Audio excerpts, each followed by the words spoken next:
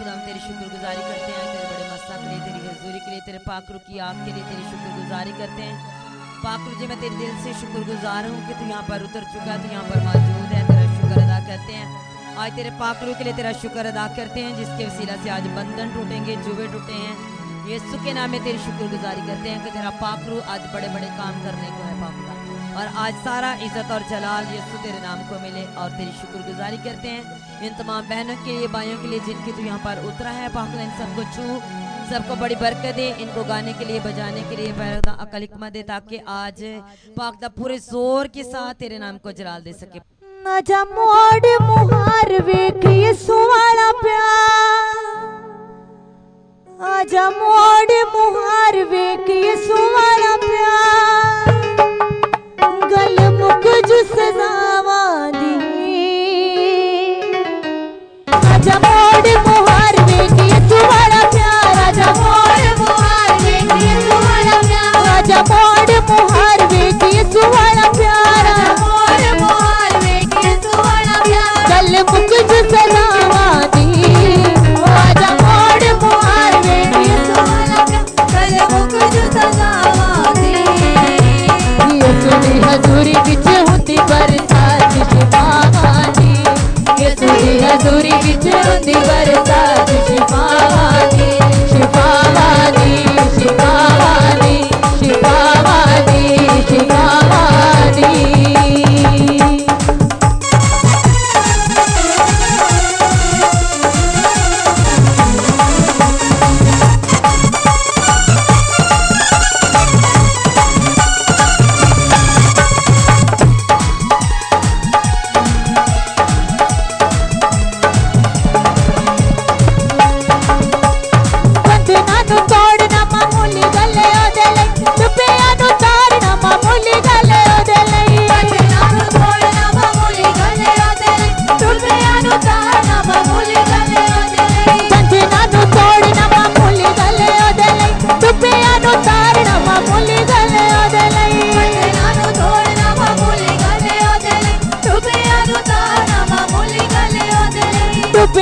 तारना मामूली गले ओदले, डुबिया तारना मामूली गले ओदले। ओ मोड़े की मत दुआवां दी, ओ मोड़े की मत दुआवां दी, ओ मोड़े की मत दुआवां दी, ओ मोड़े की मत दुआवां दी।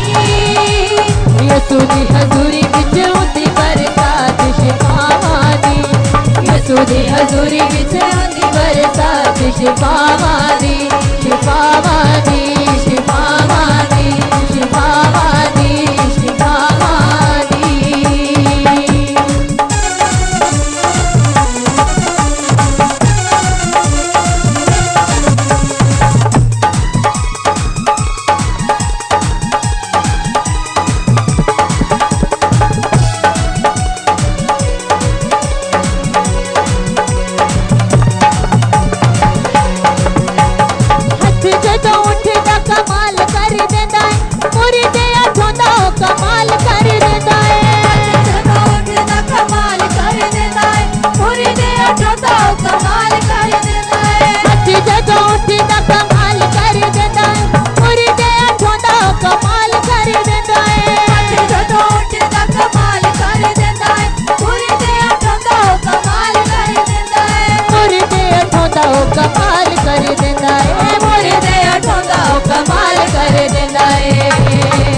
माफी मिले दी खतावां दी, माफी मिले दी खतावां दी, हो माफी मिले दी खतावां दी, माफी मिले दी खतावां दी। यीशु दी हजूरी विच हुंदी बरसात शिफावां दी, यीशु दी हजूरी विच हुंदी बरसात शिफावां दी, शिफावां दी, शिफावां दी, शिफावां दी, शिफावां दी।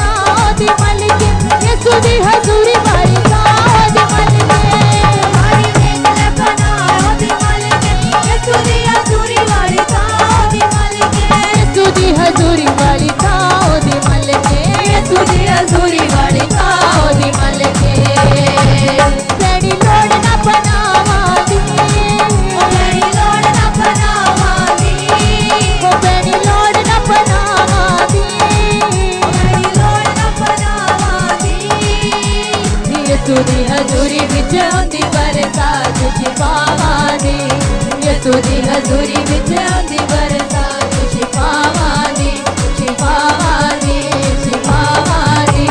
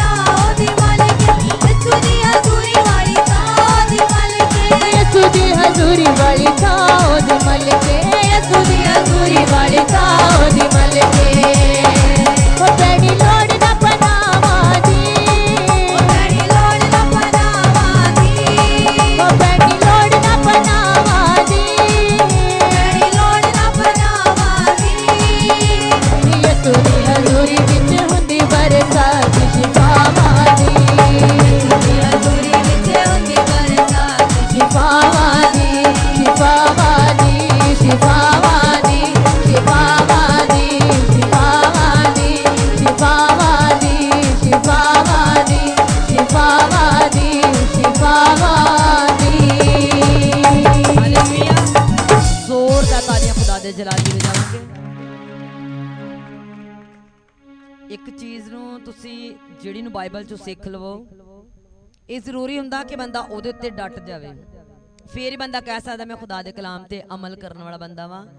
ਮਾੜਾ ਮੋਟਾ ਅਮਲ ਹਰ ਬੰਦਾ ਹੀ ਕਰਦਾ, ਕਹਿੰਦੇ ਜੀ ਮੈਂ ਕਲਾਮ ਤੇ ਅਮਲ ਕਰਦਾ, ਕਿੱਦਾਂ ਜੀ ਮੈਂ ਦੁਆ ਤੇ ਚੱਲ ਜਾਣਾ 8-10 ਦਿਨ ਬਾਅਦ, ਤੇ ਮੈਂ ਕਦੀ ਕਦੀ ਬਾਈਬਲ ਵੀ ਪੜ੍ਹ ਲੈਣਾ। ਇਦਾਂ ਕਰਨ ਦੇ ਨਾਲ ਲੋਕੀ ਸਮਝਦੇ ਆ ਵੀ ਅਸੀਂ ਕਲਾਮ ਦੇ ਉੱਤੇ ਅਮਲ ਕਰਦੇ ਆ।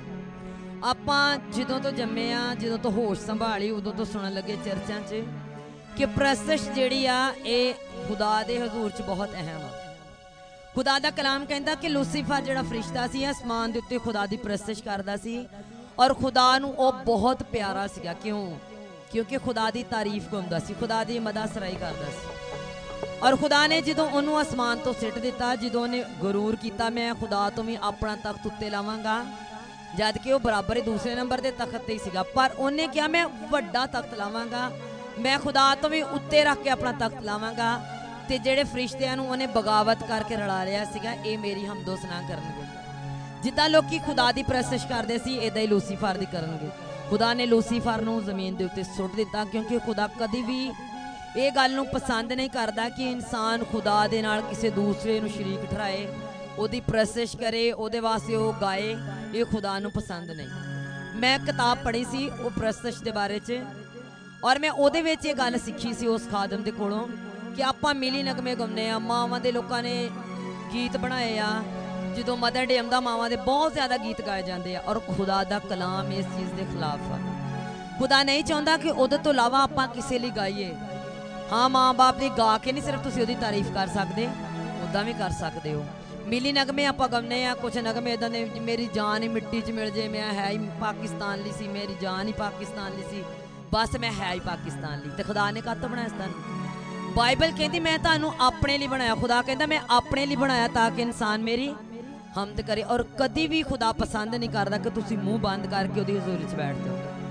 ਖੁਦਾ ਦੇ ਕਲਾਮ 'ਚ ਲਿਖਿਆ, ਜਦੋਂ ਪਲੂਸ ਜਿਹੜਾ ਸੀਗਾ ਇਹ ਕੈਦ ਵਿੱਚ ਸੀਗਾ, ਪਲੂਸ ਤੇ ਸਲਾਸ, ਉਹਨਾਂ ਨੇ ਜੇਲ੍ਹ ਦੇ ਵਿੱਚ ਇਬਾਦਤ ਨਹੀਂ ਕੀਤੀ।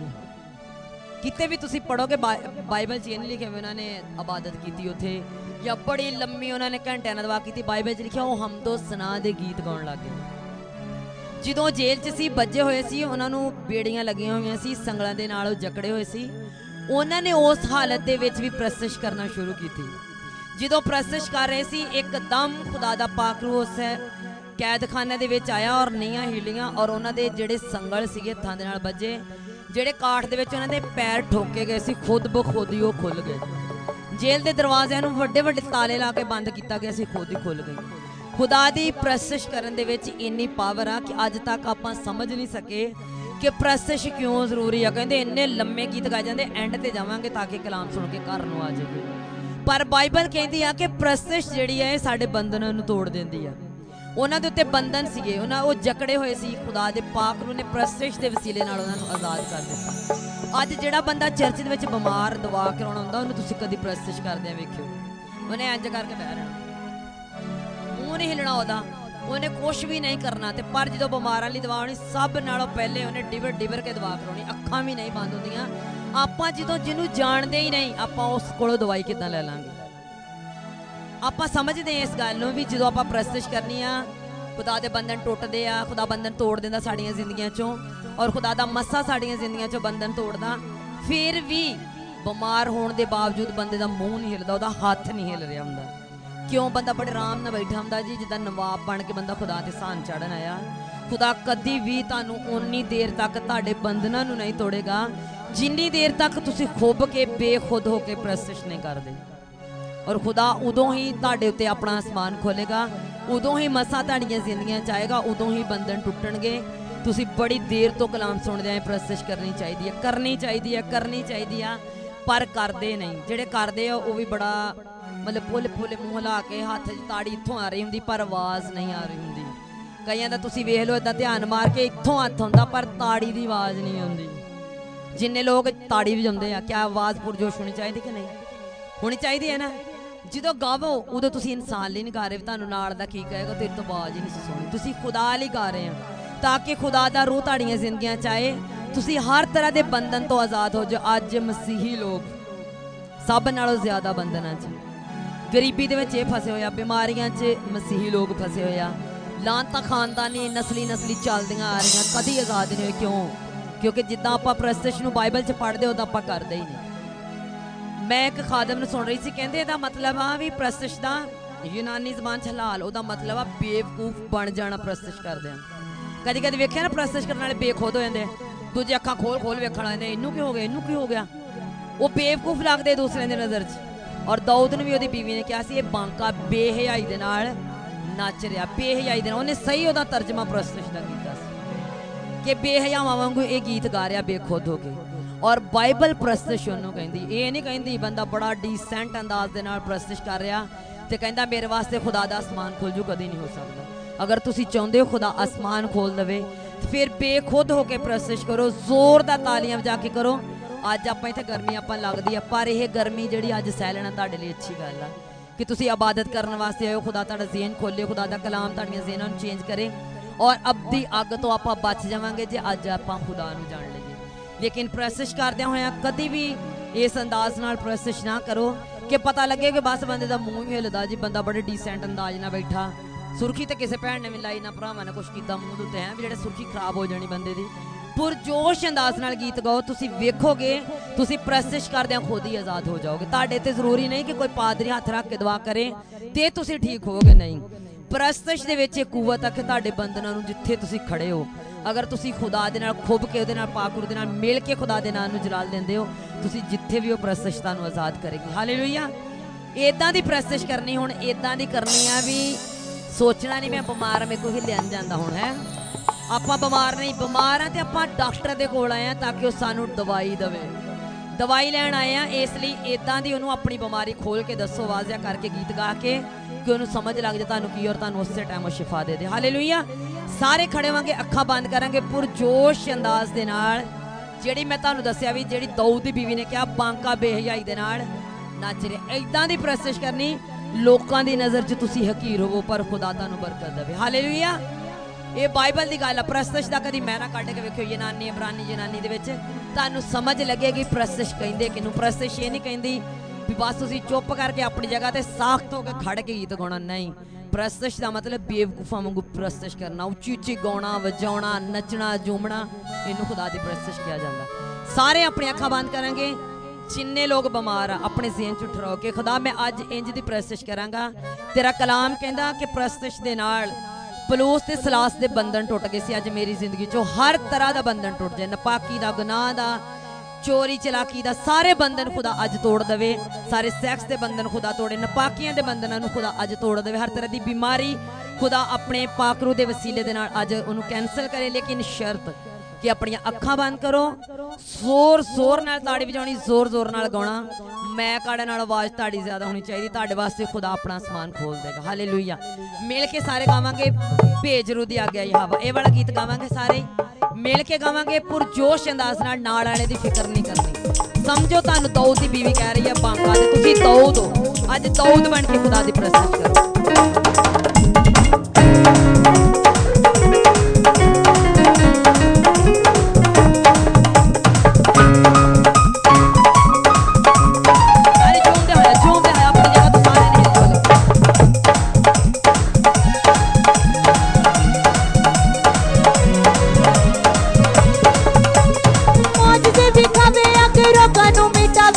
चंगे बड़ा अग पेज रे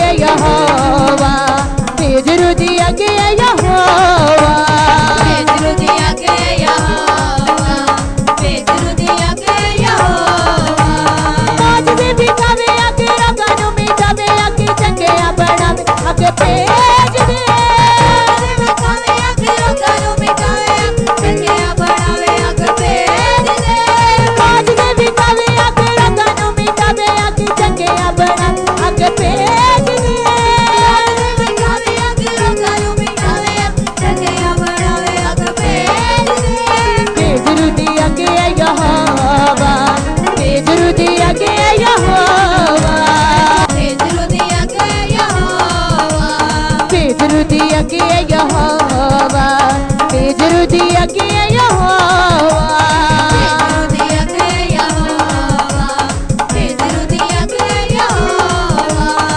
योग कम करे तेरे लोकां दे विच जेड़ी अगे यसु वेले कम करदी सी योग कम करे तेरे लोकां दे विच जेड़ी अगे यसु वेले कम करदी सी योग कम करे तेरे लोकां दे विच जेड़ी अगे यसु वेले कम करदी सी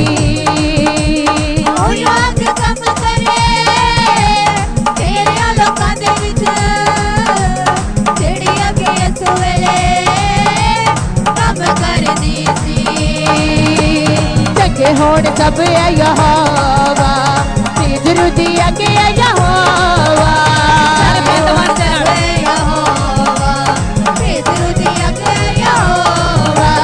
चंगे होण सब यहोवा जरूरी अगे यहोवा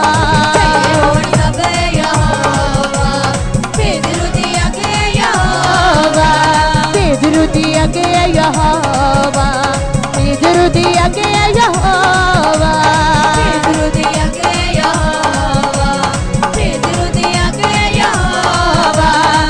जरूरी अगे यहोवा जरूरी अगे यहोवा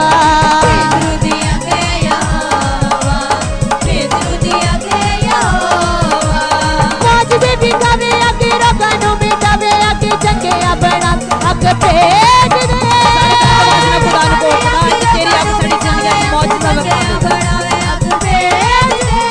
मौज दे बिकावे अगे रोगां नूं मिटावे अगे चंगे बना अग भेज दे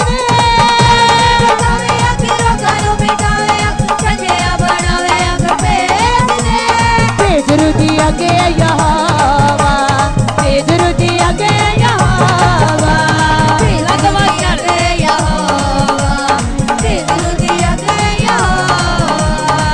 जरूरी अगे यहोवा जरूरी अगे यहोवा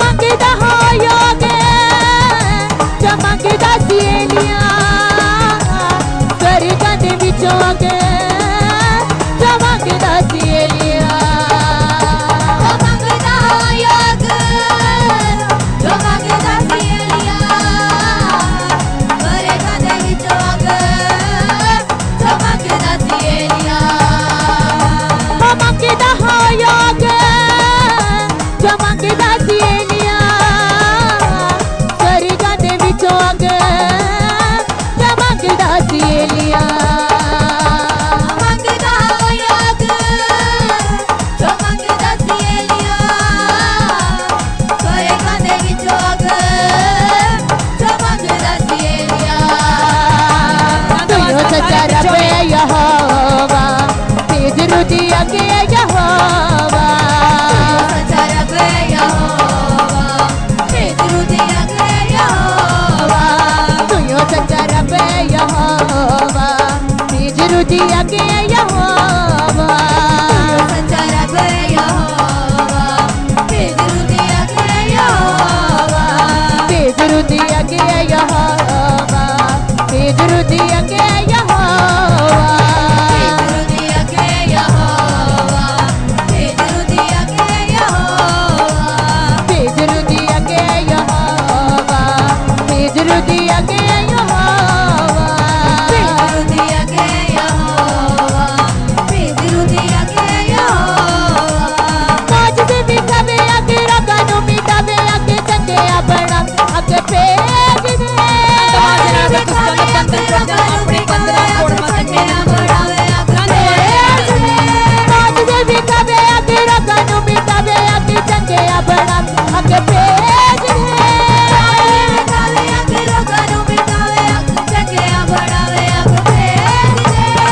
जरूरी अगे यहोवा जरूरी अगे यहोवा जरूरी अगे यहोवा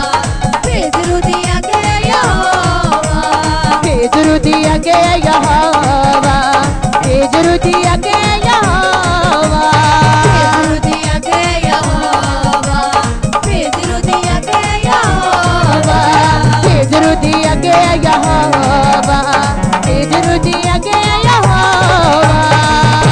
दिया के यहोवा दिया के यहोवा रूबरिया की जगह होती है यहोवा बदियां बीमारियां मिटा दिए यहोवा रूबरिया की जगह होती है यहोवा बदियां बीमारियां मिटा दिए यहोवा रूबरिया की जगह होती है यहोवा बदियां बीमारियां मिटा दिए यहोवा रूबरिया की जगह होती है यहोवा बदियां बीमारियां मिटा दिए यहोवा पल देवे पाप सारे लबे यहोवा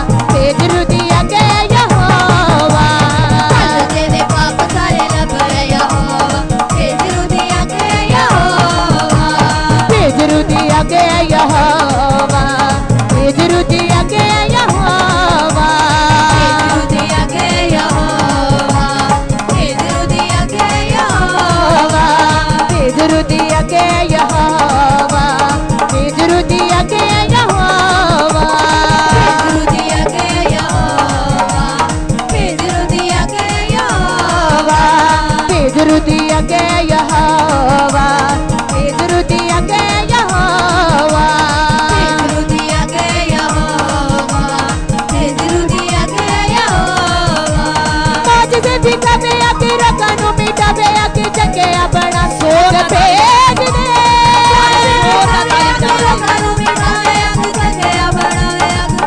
काज से भी कबे आके रकानो मिटावे आके जगे बड़ा अग भेज दे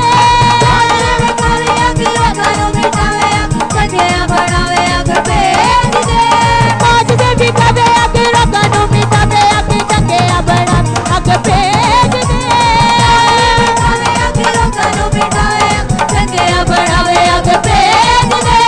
जगे होने सबे यहोवा तेज रुदिया के यहोवा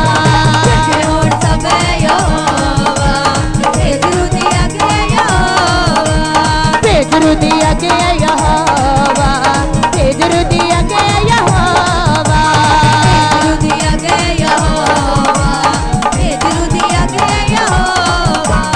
तेज रुदिया के यहोवा तेज रुदिया के यहोवा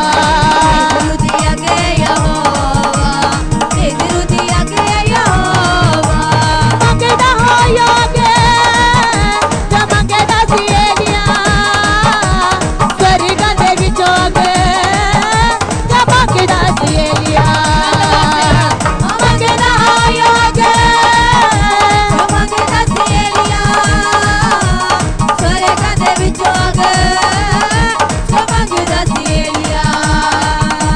मंगदा हो योगे जमंगदा सिएलिया स्वर्ग दे विचोगे जमंगदा सिएलिया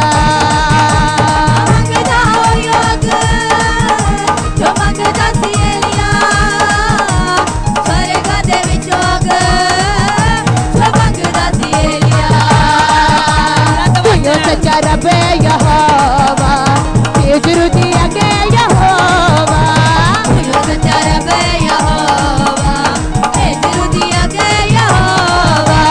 तेज रुदिया के यहोवा तेज रुदिया के यहोवा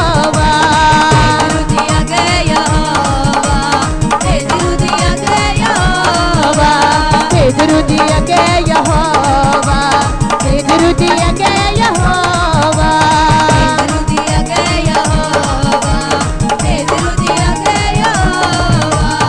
आज दे भी कबे आके रकानो मिटावे आके जगे बड़ा अग तेज दे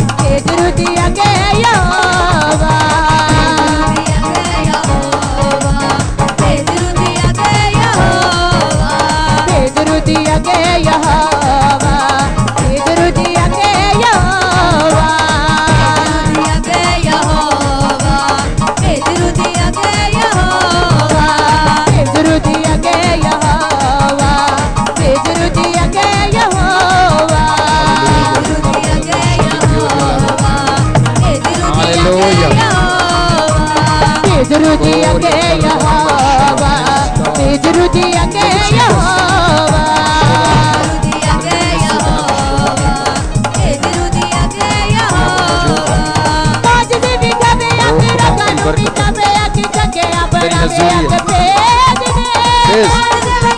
Gloria para Shali Bioria para Shali Bioria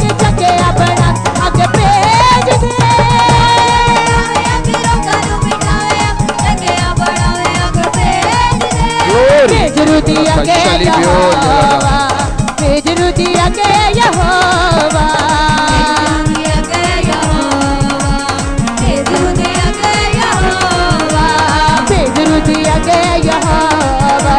Hallelujah.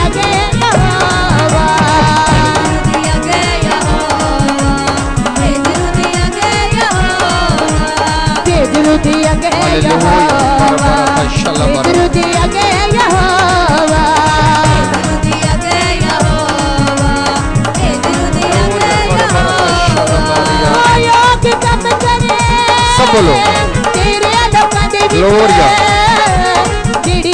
Yesu मिले कम कर दी थी हालेलुया कम करे तेरे लोकां दे विच जेड़ियां कि यसु मिले कम कर दी थी होया कि कम करे तेरे लोकां दे विच जेड़ियां कि यसु मिले कम कर दी थी Shali Bioria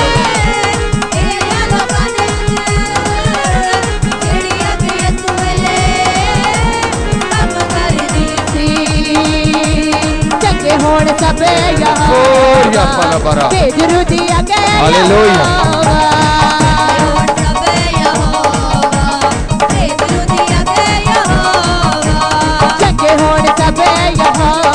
Gloria para Shali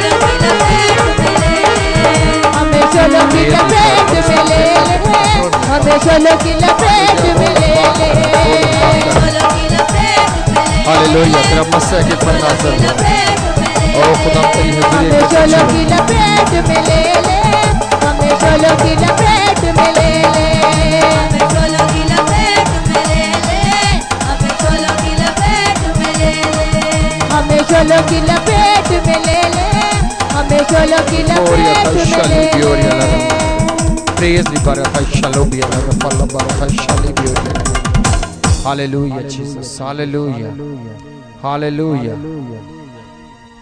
सब खुदा के कलाम के लिए दुआ करेंगे तेरा कलाम खुदा हम देख एक पर नाज़िल हो खुदा हम तो ही कुदरत और कुव्वत वाला खुदा है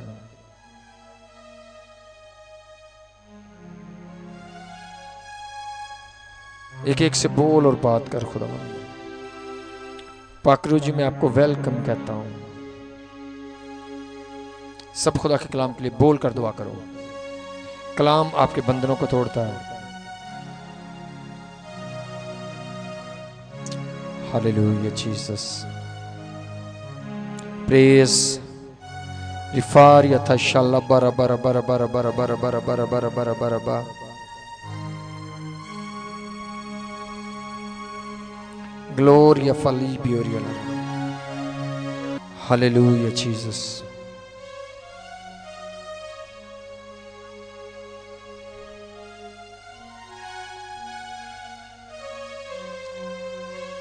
Hallelujah, rifarabbaratha shalli bioria lara.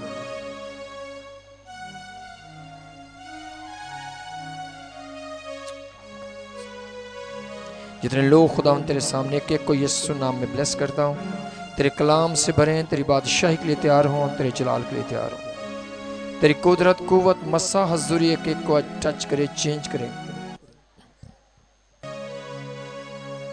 खुदामदार अपनी कुदरत को नाज़िल कर।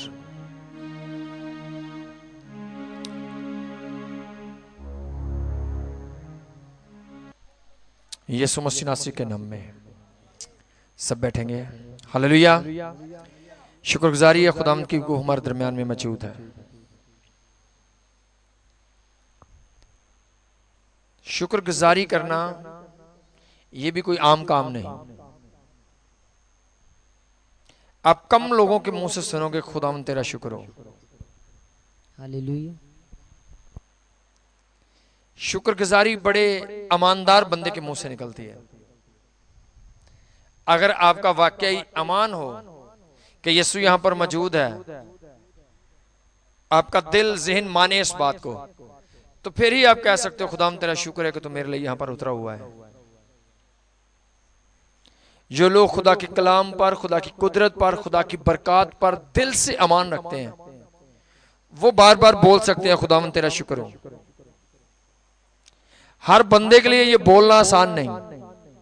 ज्यादातर आप दुनिया में लोगों को रोता धोता देखोगे, गिले शिकवे, रोना, परेशानियों को बयान करना, बार बार यही कहना कि सब कुछ खराब है, महंगाई हो गई है, कारोबार खराब हो गया, ये हो गया, वो हो गया, कोई मसला हल नहीं, परेशानियों को बोलता हुआ आप देखोगे। लेकिन जो लोग खुदा को अच्छे तौर से जानते हैं, वो लोग कह सकते हैं खुदा तेरा शुक्र हो। हर किसी के लिए बोलना आसान नहीं, दिल से नहीं निकलता शुक्रिया। कभी कभी हम सुनकर बोल लेते हैं, या आदतन बोल लेते हैं, या महफिल के लिहाज से हम बोल देते हैं। कहते हैं बस कलाम की बात हो रही है, गुफ्तगू हो रही है, खुदा की बात हो रही है, बस कहना जी चलो जी बस, फिर भी बड़ा खुदा दा शुक्र है। लेकिन एक घंटा पहले कहानी बयान करनी, बीमार हो गए, महंगाई हो गई, कारोबार बंद हो गया, ये हो गया, फलां ने चुगली कर दी, फलां ने परेशान कर दिया, फलां ने झगड़ा कर दिया, फलां ने ये कर दिया, हजार गिला करने के बाद एक दफा रस्मन मुंह से निकलता है चलो फिर भी खुदा दी शुक्रगुजारी है। लेकिन जो लोग ईमान से भरे हुए हैं, जो जानते हैं खुदा हमसे प्यार करता है, जो जानते हैं कि वो इतना प्यार करता है कि उसने मेरे लिए सलीब उठाई, उसने मेरे लिए अपना लहू बहाया, जान दे दी, और वो वाकई मेरे साथ है, मैं ईमान रखता हूं उसकी नजरें मुझ पर हैं, मैं ईमान रखता हूं उसकी मुट्ठी मेरे लिए खुली रहती है, मैं ईमान रखता हूं वो मेरी सुनता है और वो मुझसे बोलता है और वो मेरी जरूरतों को पूरा कर सकता है, वो लोग कहते हैं खुदा तेरा शुक्र हो। आमीन। कितने लोगों के मुंह से दिन में बार बार निकलता है खुद ब खुद ही शुक्रगुजारी है जी खुदावंद की, सब ठीक है। हाँ, सबके मुंह से नहीं निकलता, बेशक आप हाथ खड़ा कर भी दो, फिर भी मैं जानता हूं कि सब लोगों के मुंह से नहीं निकलता। आपके मुंह से ज्यादातर गिले शिकवे निकलते हैं। और एक बात आज ज़हन में बैठाओ, ये बात आम नहीं, आपके लिए बड़ी लानत का बायस बनती है यही बात। जब आप गिला शिकवा करते हो, जब आप ऐसी बातें करते हो कि सब कुछ प्रॉब्लम है, कुछ भी नहीं हो रहा, ज्यादातर अपनी प्रॉब्लम्स को ही आप इकरार करते रहते हो, तो ये चीज भी बड़ी लानतों को लेकर आती है। ये बात आम नहीं, ये कोई छोटा गुनाह नहीं। सारा दिन गिले करना, लोगों को मुजरिम ठहराते रहना, यही कहते रहना सब गलत है, लोग गलत हैं, दुनिया गलत है, हुकूमत गलत है, मुल्क गलत है, रिश्तेदार गलत है, हाँ जी मेरा पार्टनर गलत है, मेरा मालिक गलत है, सारा दिन ये गलत बोलते रहना बड़ी लानत को लेकर आता है। और ऐसे लोगों को आप कभी आजाद होता हुआ नहीं देखोगे। खुदावंद का कलाम ये कहता है कि आपको शुक्रगुजारी करनी है, हर हाल में कहना है खुदावंद तेरा शुक्र हो, मैं जानता हूं तो सब कुछ चेंज कर सकता है। अगर हम आज खुशियां तो खुशी की एक वजह है कि हम कलाम पर ईमान रखते हैं। आज दुख उठाते हो, लेकिन यीशु आने वाला है, वो इस जहां से हमें उठाकर ले जाएगा। हमारी तसल्ली, हमारी शादमानी, इत्मीनान क्या है कि मैं ईमान रखता हूं कि यीशु जल्द आने वाला है। मैं ईमान रखता हूं कि बेशक आज हम दुख उठाते हैं, लेकिन एक वक्त आएगा कि यीशु हमें लेकर जाएगा और हम एक बड़ी ज़ियाफत में, सोने की सड़कों पर, सोने के मकानों में, ऐसी जगहों पर जाएंगे। यहां पर ना रोना है, ना वहां पर मातम है, ना वहां पर आंसू है, ना वहां पर दुख है, और हम उस बड़ी बरकत वाली जगह की तरफ से जा रहे हैं, सफर कर रहे हैं। इसलिए हमारे अंदर इत्मीनान है कि हमारा हर कदम, हर गुजरा हुआ दिन हमें आसमान की बादशाही की तरफ लेकर जा रहा है, हमें उस बरकत वाली जगह की तरफ लेकर जा रहा है। हम हर रोज आगे बढ़ते हैं आसमान की बादशाही की तरफ, और यही बात हमारे लिए तसल्ली और इत्मीनान की बात है। मैं जानता हूं खुदा इस दुनिया में भी हमें ब्लेस करता है, लेकिन खुदा की जो बड़ी बरकत है, जिसके लिए हम काम कर रहे हैं, जिस पर हमारी नजरें हैं, जो हमारी सारी ईमानदारी की वजह है, वो आसमान की बादशाही है। हम जो कुछ कर रहे हैं वो सारा कुछ इस जमीन की बरकतों के लिए नहीं है। ये जमीन की बरकतें खुदा का फजल है, ये उसकी मोहब्बत है, लेकिन जो तालीम दी खुदा ने वो क्या है कि दुख उठाते हो, लेकिन ये दुख मैं खत्म कर दूंगा। दुनिया के तलक से खुदा ने क्या फरमाया, लिखा है वो बहुत सारे लोग जो आसमान पर थे, लिखा ये कौन है, कहां से आए हैं? उन्होंने कहा ये वो लोग हैं जो उस बड़ी मुसीबत से निकलकर आए हैं, यानी दुनिया से, जिन्होंने खुदा के जलाल के लिए हर तरह का दुख बर्दाश्त किया, हर तरह की मुश्किलात, हर तरह की बेइज्जतियां, हर तरह के लोगों के लान तान, हर तरह के ताने, हर तरह की मुश्किलात का सामना किया, लेकिन वो अमान में अड़े और खड़े रहे। खुदा कहता है ये वो लोग हैं जिन्होंने दुनिया में मेरी खातिर दुख सहा, और बाइबल कहती है दुख सहेंगे तो फिर हम उसके साथ बादशाही भी करेंगे। लेकिन अगर आपकी सारी मेहनत, आपकी दुआओं, आपके रोजों का, आपकी इबादतों का, आपका सिर्फ एक ही ज़हन है खुदा कदी काम सीधा कर देवे ना, तो इसका मतलब आप अभी तक खुदा को नहीं जानते हो।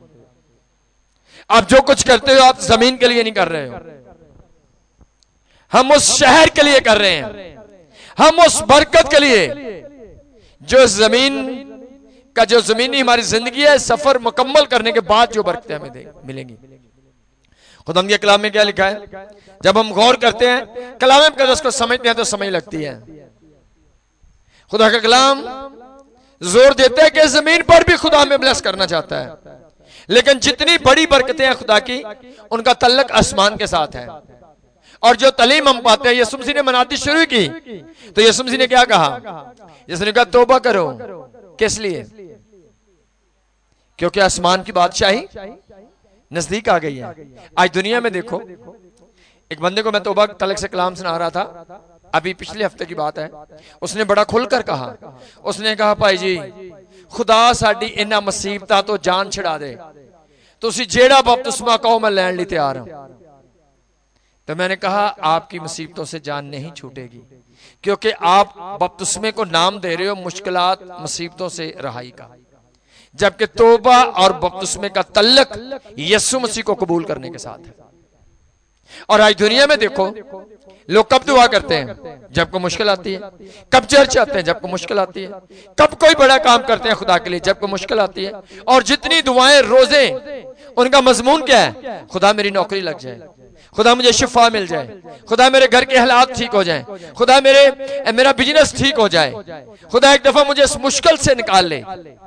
जैसे मुश्किल निकलती है लोग जीरो पे चले जाते हैं। लेकिन आपकी मेहनत जो रूहानी मेहनत है, उसका मजमून ये होना चाहिए कि मुझे आसमान की बादशाही का वारिस होना है। जमीन पर मैं इसलिए काम कर रहा हूं क्योंकि मेरा वतन जो है वो कौन सा है, वो आसमान पर है। ये जमीन मेरा घर नहीं। लिखा है जमीन पर हम क्या है, परदेसी हैं और मुसाफिर हैं। हमारा हकीकी घर जो है वो कहां पर है? वो आसमान पर है। और वो घर है जो यीशु ने कहा मैं जाता हूं ताकि तुम्हारे लिए जगह तैयार करूं। मेरे बाप के घर में मकान हैं, मैं आऊंगा और तुम्हें उन मकानों में ले जाऊंगा और वहां पर तुम हमेशा मेरे साथ रहोगे। अजीजों, जो कुछ हम मेहनत करते हैं, जो कुछ हम दुख उठाते हैं, उसका मजमून यह है कि यीशु मसीह जो हमारे लिए घर बना रहा है, हम उन घरों के वारिस बनना चाहते हैं। क्योंकि यीशु मसीह ने सलीब पर इसलिए जान दी कि जो बाप की और इंसान की जो दुश्मनी बढ़ गई थी, नाराजगी अलहदगी हो गई थी, उस दुश्मनी को खुदा मिटाए और हमें आसमान का वारिस बनाए। अजीजों, आज अगर आपकी मेहनत आसमान की बादशाही के लिए है तो खुदा इनाम के तौर पर आपको जमीन पर भी ब्लेस करता है। अगर आपकी दुआओं का मजमून इस जमीनी बरकते हैं तो फिर आसमान पर आपको कुछ नहीं मिलेगा। बाइबल क्या कहती है?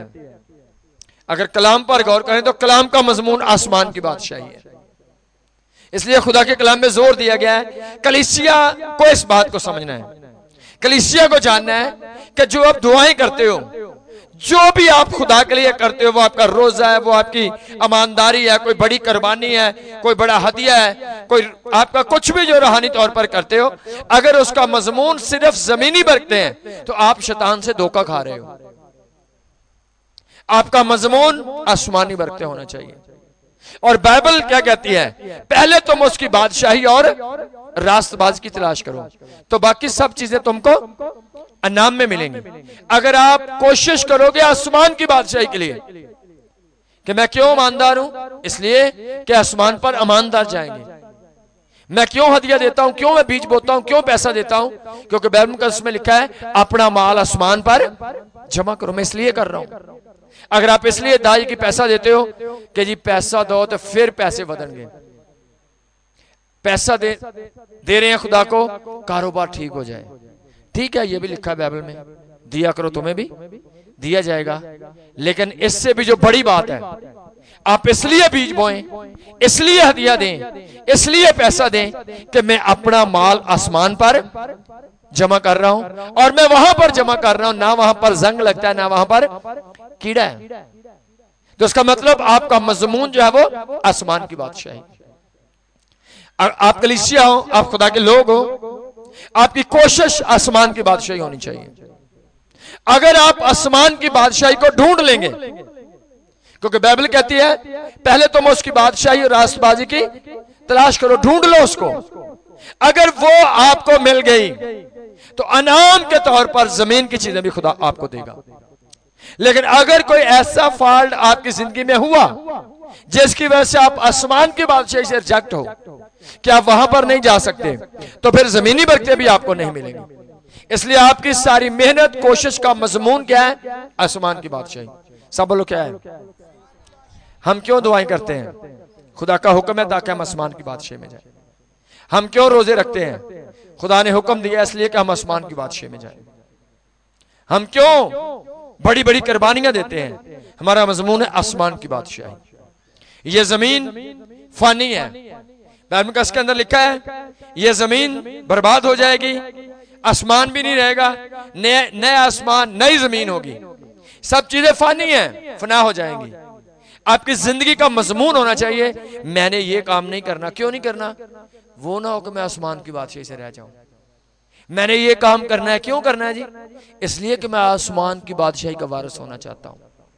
मैं उस शहर में जाना चाहता हूं जो यीशु ने मेरे लिए बनाया है। अगर आपकी सारी कोशिशें जमीन के लिए हैं तो आप धोखा खा रहे हैं। खुदा के कलाम में बड़े सारे लोग हैं जिनकी मेहनतों को देखते हैं, समझ नहीं आती ये किस लिए मेहनत कर रहे थे। खुदा के कलाम में से हम एक हवाला देखेंगे, लूका की इंजील है 2 बाब 36 से 38वीं आयत तक हम पढ़ेंगे। सब गौर से सुने खुदा के कलाम को।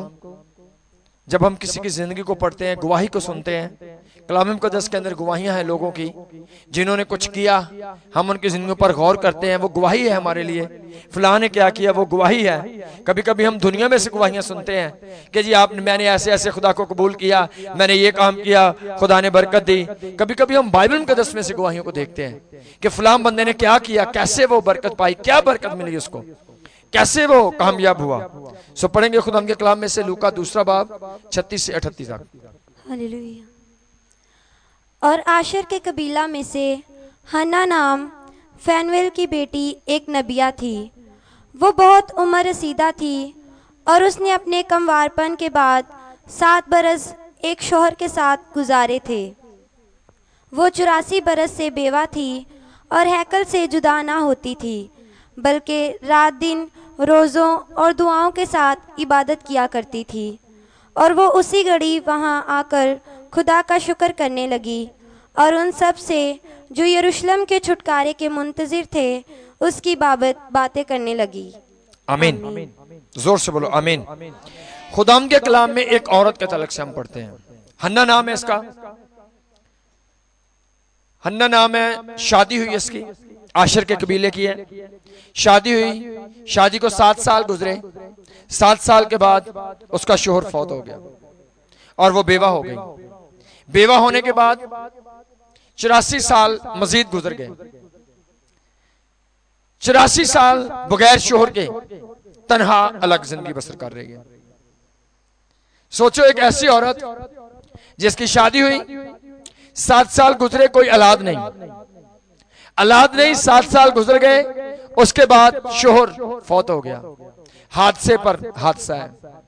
और इन दो हादसों के बाद कि अभी बिल्कुल यंग है और उसका शोहर फौत हो गया है, इसके बावजूद उसने क्या किया? लिखा है खुदा के कलाम में 84 बरस गुजर गए। क्या कर रही है 84 बरस से? 84 बरस से लिखा है वो हैकल से जुदा ना होती थी। पहला जो काम लिखा है, 7 साल शादी के बाद शोहर फौत हो गया, कोई औलाद नहीं उसके, तन्हा है और वो हैकल से जुदा ना होती थी। हैकल की जब जैसे उसका शोहर फौत हुआ, हैकल में चली गई। हर वक्त सुबह की दुआ, दोपहर की दुआ, शाम की दुआ, जब भी वहां पर प्रेयर होती है वो हैकल के अंदर है। उसने देखा कि मेरा शौहर फौत हो गया है, अब मुझे क्या करना है?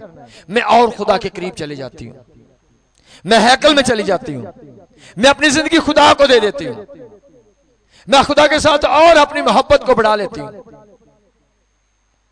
शौहर, आज आप दुनिया में देखो जो बेवाएं, उनके हालात आप देखो। ज्यादातर बेवाओं को, बेशक वो शादी के 20 साल बाद भी बेवाएं हों, तो फिर भी यहां पर एक ट्रेंड है कि वो इधर उधर से हेल्प मांगना शुरू करती हैं।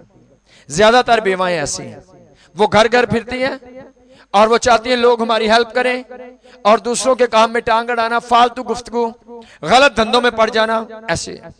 लेकिन ये अभी नौजवान बेवा है, 7 साल सिर्फ एक शोहर के साथ गुजारे, शोहर फौत हुआ, कोई और रास्ता इख्तियार नहीं किया। क्या किया उसने? हैकल में चली गई। हैकल के अंदर क्या कर रही है? खुदा की इबादत कर रही है। कैसे इबादत कर रही है? बाइबल में लिखा है, पहली बात वो हैकल से जुदा, उसने अपना गहरा तल्लुक खुदा के घर के साथ जोड़ लिया। अगर उसकी जिंदगी के अंदर एक मुसीबत आई है, तो मुसीबत के बाद जो उसका एक्शन है वो क्या है? उसका एक्शन रूहानी है। अभी आप दुनिया में देखो, जिस बात को मैं पहले दोहरा रहा था कि दुनिया में जब कोई बीमारी आती है, जब कोई मुश्किलात आती है, तो लोग क्या करते हैं? लोग चर्च को छोड़ देते हैं। क्या जी बड़ियां दुआवां करके वेख लिया, की हासिल होया? आप सुनोगे लोगों से, तेनू इन्ने साल चर्च हो गया, की मिलया तेनू? हाँ जी, तुझे क्या बरकत मिली खुदा से? ताना देते लोग, और वो ताना इंसान की तरफ से नहीं, वो शैतान आपको ताने देता है। शैतान उनमें से होकर बात करता है ताकि आप बेदिल हो जाओ और खुदा के खिलाफ आप बोलना शुरू करो। इसका शोहर फौत है, बच्चा नहीं है, कोई खानदान नहीं है, कोई गिला नहीं खुदा पर। उसने कहा गो, हो गया जो भी, अब मुझे क्या करना है? मैं जानती हूं खुदा मुझे प्यार करता है। उसने अपना तल्लुक खुदा के साथ और गहरा कर लिया। उसने अपनी रिश्तेदारी हैकल के साथ कर ली। उसने अपना रहन सहन हैकल को बना लिया। और आप देखो, जब आप मुश्किलात में जाते हो, जब आप किसी प्रॉब्लम में जाते हो, उस वक्त आप किधर बढ़ना शुरू होते हो? अगर उस वक्त आपकी तवज्जो खुदा की तरफ हो गई है, हैकल की तरफ हो गई है, हैकल में बढ़ना शुरू हो गए, अब आते आपकी बढ़ गई हैं, तो आप कामयाब होने वाले यीशु नाम में। लेकिन अगर आप हालात खराब है, गुर्बत है, कर्जा है, बीमारी है, मुश्किलात है, और आप खुदा के घर से भी दूर हो, तो कोई चांस नहीं चेंजिंग के, क्योंकि हालात, मौसम, माहौल को चेंज करने की कुदरत सिर्फ यीशु के पास है, जो चेंज कर सकता है। और कोई नहीं कि आपके हालात को चेंज करे, और कोई नहीं कि आपको ब्लेस कर सके। जब भी समुद्रों में से, दरियाओं में से, झीलों में से रास्ते बनाता है, वो सिर्फ यीशु मसीह है। जब भी तूफानों को थमाता है, सिर्फ यीशु मसीह कहता है साकन, और थम जाता है। जब भी कोट, बड़ी बड़ी बीमारियां जाती हैं, सिर्फ यीशु के बोलने से गई हैं। और आज भी अगर मुश्किल में, गुर्बत में, बीमारी में आपने अपने तल्लक खुदा के साथ बढ़ा दिए हैं, तो इसका मतलब आप आने वाले वक्तों में ब्लेस होने वाले हो। खुदा आपको बरकत देने वाला है। उसका शोर फौत है, हादसा है, लेकिन किया क्या है? किया ये हैकल में शिफ्ट हो गई है। हैकल से जुदा नहीं होना। पहले दुआएं मिस हो गई, कहती है अब नहीं जुदा होंगी, अब मुझे हर प्रेयर में शामिल होना है, हर मीटिंग में मुझे हाजिर होना है, अब कोई छुट्टी नहीं, क्योंकि अब मेरा शोहर फौत हो गया है। अब मेरी सारी जो फ्रेंडशिप है वो हैकल के साथ है। हैकल के अंदर चली गई और वहां पर उसका स्टाइल लिखा है। क्या करती थी वहां पर? लिखा है वहां पर वो रात दिन, सब बोलो कैसे? रात दिन रोजों के साथ, और ये लाइन दोबारा पढ़ो, वो रात दिन वहां पर दुआओं, रोजों के साथ खुदा की इबादत करती थी। गौर करनी बात पे, पढ़े इसको। बल्कि रात दिन रोजों और दुआओं के साथ इबादत किया करती थी। रात दिन रोजों और दुआओं के साथ क्या करती है? खुदा की इबादत करती है। सिर्फ हैकल में चली नहीं गई, हैकल में जाकर क्या करती है? रात का रोजा और दिन का रोजा। रात दिन रोजे। उम्र कितनी है इसकी? इसकी 7 साल शादी रही, 84 साल होगी बेवा। कितनी बन गई? 51। और शादी जब हुई होगी कितनी उम्र होगी? अंदाजन आप कह ले 20 साल। 110 साल 15 साल इसकी उम्र है। यह बुजुर्ग औरत है। 110-15 साल इसकी एज है। और क्या कर रही है 110-15 साल में? वो रात का, दिन का रोजा रख रही है। आज आप देखो 70 साल वालों को, उनको कहो जी रोजा रखो, कहते नहीं हुण मेरे को कितने रखा जाना। ऐसे है ना? आप 70 साल वाले, 60 साल वालों से पूछ लो, वो भी रोजा नहीं रखेंगे। कहेंगे नहीं अब मेरा काम रोजे रखना नहीं। और वो 110-15 साल उम्र है और वो हैकल के अंदर है, और सिर्फ आकल हैकल में किसी पिलर को टेक लगाकर नहीं बैठती। हैकल में आती है, आकर क्या करती है? रोजा रखती है। दिन का रोजा, रात का रोजा। और रोजे में क्या करती है? दुआ करती है। ये नहीं आकर हैकल में बैठ जाना। कितने लोग जो आते हो दुआ नहीं करते हो। आप देखो कभी आपके होंठ नहीं खुलेंगे, कभी आप बोलकर दुआ नहीं करोगे। आप आते हो लेकिन आप बोलते नहीं हो, आप आते हो लेकिन आप दुआ करते नहीं हो। आपके ज़हन में ये बैठ गया मेरी अब उम्र नहीं, मेरा वक्त नहीं, मुझे आती नहीं। लेकिन वो 115 साल की एज में रात का रोजा, दिन का रोजा और लंबी दुआ करना और दुआओं के साथ इबादत भी करना। अलग अलग लफ्ज लिखे हुए हैं। दुआ भी करती थी और इबादत। इबादत कैसे होती है आप जानते हो? जिसमें गीत गाए जाएं, जिसमें तालियां बजाई जाएं, जिसमें कलाम सुना जाए, जिसमें दुआ की जाए। वो एक मुकम्मल इबादत करने वाली औरत है। आज कितने लोग हो जिन्होंने कभी ताली नहीं बजाई होगी और फिर भी आप बड़े ईमानदार अपने आप को समझ रहे होंगे। कभी आपने गीत नहीं गाया होगा, कभी आपने पुरजोश आंखें बंद करके दुआ नहीं की होगी। इस वजह से बड़ी सारी बरकतें रुकी हुई हैं। और यह कहानी क्यों लिखी है खुदा के कलाम में? ताकि हम देखें एक बड़ा हादसा, शोहर फौत हो गया, औलाद नहीं, तन्हा है, लेकिन कर क्या रही है? करके रही है हैकल में शिफ्ट हो गई, दुआओं में बढ़ना शुरू हो गई, रोजों में बढ़ना शुरू हो गई, इबादत में बढ़ना शुरू हो गई। और खुदा क्या कर रहे हैं इन सारी बातों के साथ? खुदा के कलाम में लिखा है, जब आखिरी 38वीं आयत हम पढ़ते हैं तो लिखा है कि जब उसने देखा कि यीशु मसीह को हैकल के अंदर लेकर आए हैं और जैसे यीशु मसीह को हैकल के अंदर कुर्बानी के लिए पेश किया, छोटा बच्चा था यीशु जब, तो ये औरत दौड़ती हुई वहां पर आई। खुदा का रूह इसके अंदर काम कर रहा था। इसको खुदा के रूह ने बताया कि यही निजात जिंदा है, यही इस्राएल का छुटकारा देने वाला है, यही दुनिया को बचाने वाला है। और ये दौड़ती हुई आई, किसी ने इसको टीच नहीं किया। बहुत बड़ा मस्सा इसके ऊपर था, नबूवत की रूह इसके अंदर काम कर रही थी, खुदा के साथ गहरा एक तल्लुक था इसका। और नबूवती तौर पर आकर कहने लगी, खुदा का शुक्र करने लगी और यीशु मसीह के तल्लुक से लोगों को बताने लगी। किसी से सीखा नहीं उसने, तल्लुक इतना गहरा, शोहर नहीं, बच्चा नहीं, बेवा है, लेकिन काम देखो जिंदगी में क्या कर रही है, रोजे रख रही है, दुआ कर रही है, नबूवत कर रही है, कोई गिला नहीं खुदा पर। ऐसे लोगों को खुदा अपने जलाल, अपनी मनादी, अपनी गवाही के लिए इस्तेमाल करता है। आखिर पर बड़ा काम किया, लोगों को नहीं पता कि यीशु मसीह है, मगर ये औरत आई, ये नबूवत की रूह से कह रही है, सब लोगों को बता रही है कि ये निजात दहिंदा है, यही इस्राएल का छुड़ाने वाला है। खुदा का पाक रूह इसको डील कर रहा है गवाही के लिए, मनादी के लिए। आज कितने लोग अच्छी गवाही नहीं दे सकते, लोगों को कायल नहीं कर सकते, यीशु के बारे में कुछ नहीं बता सकते, क्योंकि जब मुश्किल आई वो गिर गए, जब हालात खराब हुए चर्च छोड़ दिया, अच्छा काम मिल गया चर्च मिस कर दिया, दुआओं से दूर, खुदा से दूर, कभी कोई गवाही नहीं।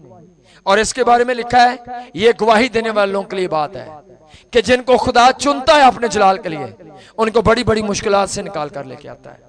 आप कहानियां पढ़ो बाइबल मुकद्दस में ईमानदारों की, वो बड़ी बड़ी मुश्किलात से निकल कर आए हैं। हर हालात में खुदा के साथ वफादार रहना, फिर खुदा का रूह काम करता है और खुदा नबूवत की रूह से भरकर, अपने मस्सा से भरकर, अपने जलाल, मनादी और गवाही के लिए इस्तेमाल करता है। ये एक ऐसी औरत है जिसका दुनिया में मियार नहीं, लेकिन कलाम मुकद्दस के अंदर इसकी गवाही है। ये गवाही हमारी तसल्ली और इत्मीनान के लिए है कि बेशक बुढ़ापे तक वो जिंदा है, लेकिन खुदा उसके साथ है। बूढ़ी हो गई है, खुदा का मस्सा उसके साथ है। बूढ़ी हो गई है, कल में खुदा उसकी सारी जरूरतों को पूरा कर रहा है। बुढ़ापे तक खुदा उसको ब्लेस कर रहा है, क्योंकि वो खुदा की वफादार है। अजीजों, बेशक आप पर मुश्किलात आए, आपके हालात कैसे क्यों ना हो, अगर आपका तल्लक खुदा के घर के साथ है तो आप यीशु नाम में ब्लेस होने वाले वक्तों में, आपका तल्लक अबादतों के साथ है, आपका तल्लक दुआ और रोजों के साथ है, आपका तल्लक खुदा की फर्माबरदारी के साथ है, आपका तल्लक मस्सा और नबूवत की रूह के साथ है, तो खुदा आपको शैतान पर गालिब आने के लिए ताकत बख्शेगा। लेकिन अगर खुदा की हजूरी आपके अंदर इस तरह से नहीं तो मुश्किल है। लेकिन खुदा आपसे प्यार करता है, इसलिए खुदा के कलाम में लिखा है कि आखिरी वक्त में खुदा कहता है, मैं हर फर्दो बशर पर अपने रूह में से अंडेलूंगा। इसके ऊपर खुदा का मस्सा था, खुदा की हजूरी थी, इसलिए वो गवाही दे रही है। 115 साल की उम्र में भी वो लोगों को गवाही दे रही है, कलाम सुना रही है। आज आप बुजुर्गों की बातों को सुनो, गालियों के अलावा कोई और अच्छी बात मुश्किल से सुनने को मिलेगी आपको। अच्छी बातें नहीं सुनोगे, और तरह की बातें सुनोगे। लेकिन जो खुदा के बुजुर्ग हैं वो जब बोलेंगे कलाम बोलेंगे, दुआ बोलेंगे, प्रस्तश बोलेंगे, नसीहत बोलेंगे, अच्छी रहनुमाई करेंगे। तो इसलिए अजीजों, खुदा आपसे प्यार करता है। और ये औरत आई और खुदा का शुक्र अदा करने लगी। अगर गौर करें तो उसकी जिंदगी में क्या है शुक्रगुजारी के लिए? ना तो शोहर है, ना घर है, ना बच्चे हैं, फिर भी आकर क्या करने लगी? ये लाइन पढ़ो दोबारा से आखिरी। फिर भी आकर क्या कर रही है? 38वीं आयत के अंदर लिखा है, वो आकर खुदा का शुक्र अदा करने लगी। पढ़ना है। और वो उसी घड़ी वहां आकर खुदा का शुक्र करने लगी। क्या कर रही है? सबने बोलना है, क्या कर रही है? अभी फिर से सुनो, ना शोहर है, ना कोई बच्चा है, ना उसका कोई खानदान है, लेकिन क्या कर रही है? वो आकर खुदा का शुक्र करने लगी। उसकी शुक्रगुजारी जिस्मानी चीजों के लिए नहीं थी। कह रही थी, खुदा तेरा शुक्र हो, तूने मेरे लिए यीशु मसीह को भेज दिया। खुदा तेरा शुक्र हो, मैंने निजात दहिंदा को अपनी आंखों से देख लिया। खुदा तेरा शुक्र हो कि मैं 115 साल की हो गई, तेरा पाकरू मेरे अंदर आज भी काम कर रहा है। खुदा तेरा शुक्र हो, इतने साल गुजर गए, कभी तूने मुझे भूखा नहीं रहने दिया। खुदा तेरा शुक्र हो, कोई घराना नहीं, लेकिन आज तक तूने मुझे संभाला। मेरे अंदर कोई बीमारी नहीं, मेरे अंदर कोई मुश्किलात नहीं, सब चीजें खुदा मुझे मिलती रही। मैं तेरा शुक्र करती हूँ कि जिंदगी के आखिरी अयाम में आपने मुझे खुदावंद यीशु मसीह का दीदार दिया, और मुझे आखिर पर भी खुदावंद तूने अपनी गवाही और मनादी के लिए इस्तेमाल किया। इसलिए मैं तेरा शुक्र अदा करती हूँ कि तू मुझे अपने कामों के लिए इस्तेमाल कर रहा है। सारी शुक्रगुजारी जो थी वो रूहानी चीजों के लिए थी। अगर खुदा ने आपको ब्लेस किया है, आपके अंदर खुदा का मस्सा है, खुदा की हजूरी है, खुदा की गवाही है, खुदा का कलाम है, तो आपका दिल शुक्रगुजारी से भरा हुआ होना चाहिए। इससे बड़ी बरकतें और नहीं है। खुदा चाहता है कि आप आसमानी चीजों के लिए शुक्र करो। खुदा आपको आसमानी बरकतें देना चाहता है। खुदा आपके लिए आसमान पर बरकतें तैयार कर रहा है, आसमान पर घर तैयार कर रहा है। सो अजीजों, आपकी सारी खिदमत, सारी कामों का, सारी ईमानदारियों को मजमून होना चाहिए आसमान की बादशाही। मैं सब कुछ क्यों कर रहा हूँ? आसमान की बादशाही के लिए। खुदावंद यीशु मसीह मेरे लिए घर तैयार कर रहा है, मैं इसलिए वो कर रहा हूँ। लेकिन अगर आप दुआएं बीमारियों के लिए करते हो, परेशानियों की वजह से करते हो, आपकी जिंदगी में आसमान की बादशाही नाम का कोई चीज नहीं, तो फिर कोई फायदा नहीं है। क्योंकि ये जमीन की चीजें छोटी हैं, ये फानी या फना हो जाएंगी। मेन बरकत आसमानी बरकत है, उनके लिए आपको लड़ना है और उनके लिए आपको मेहनत करनी है। सो खुदा इस कलाम के लिए सबको बड़ी बरकत बख्शे।